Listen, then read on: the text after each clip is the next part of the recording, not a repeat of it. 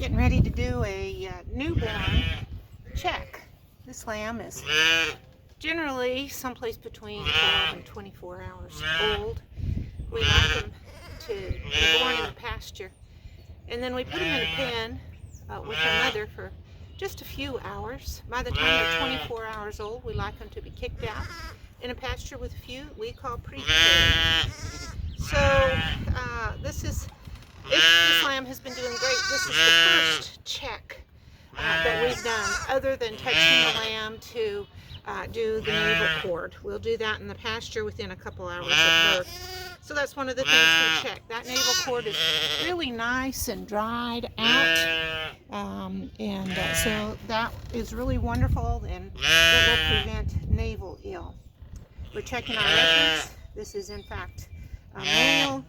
We have a full belly. You can feel that belly there. Good milk from mom. Nice and strong in the body.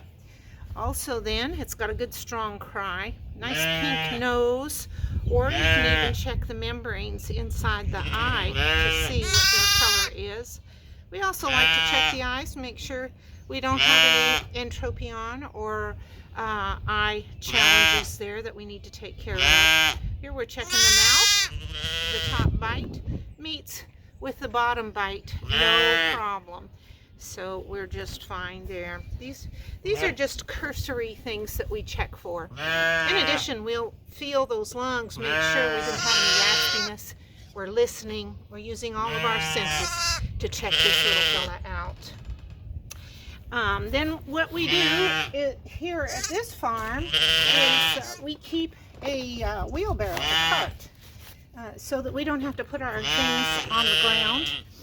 Contamination is one of the #1 causes of death in newborn animals, and that usually is because of us, the producers. So we like to wear gloves. It's easier to sanitize gloves than it is to sanitize under our fingernails for ourselves and for the animals. I'm going to put an ear tag identification number in that ear, and so what I'm doing here is sanitizing the ear. We just use these little disinfectant wipes. They travel everywhere with us.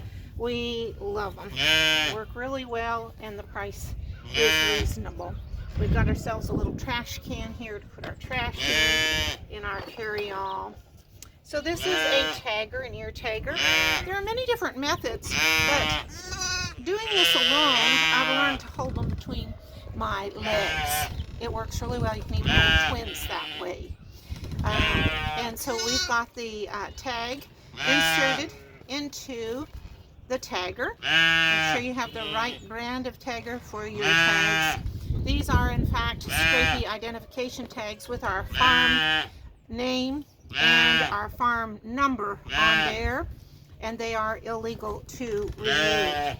We don't have to do them at birth, but we need a means of identification, so we choose to do them at birth.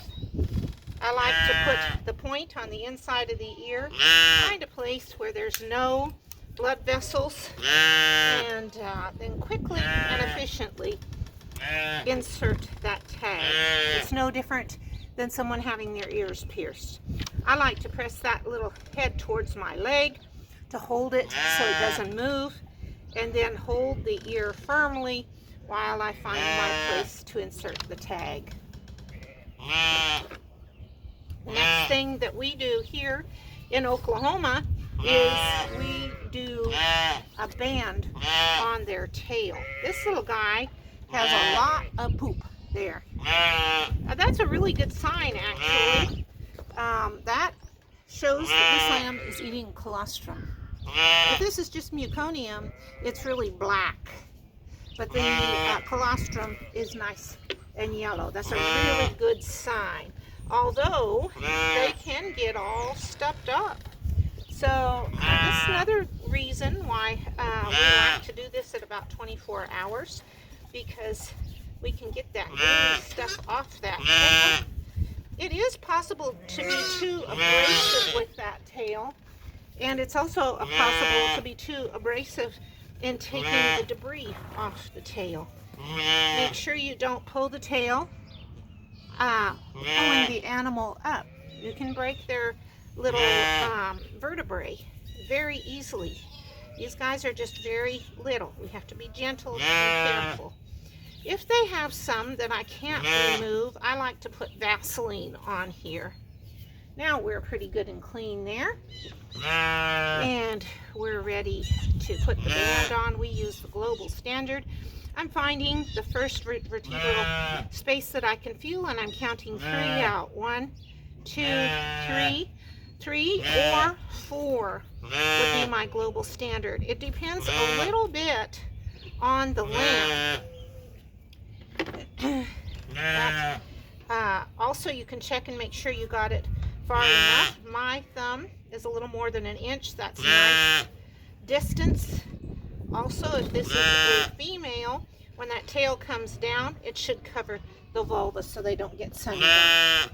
The next thing that we do is we use a mixture of iodine and rubbing alcohol. We need things that are easy for us here. This is the same mixture that we use for treating navels when they're first born, and we just smear that around. It keeps us from having so much problem with infections in those tails. And now I'm going to just douse that navel a little bit more just to be on the safe side. And that little fellow is ready to go back to mom. Although mom is going to get some work as well. It's a great opportunity to go ahead and deworm mom. It's also a good opportunity to trim feet. We can also do that on the shearing floor, but in the jug, 1 at a time, we find to be a little bit more effective. All right, little fella, you ready to go back to your mom?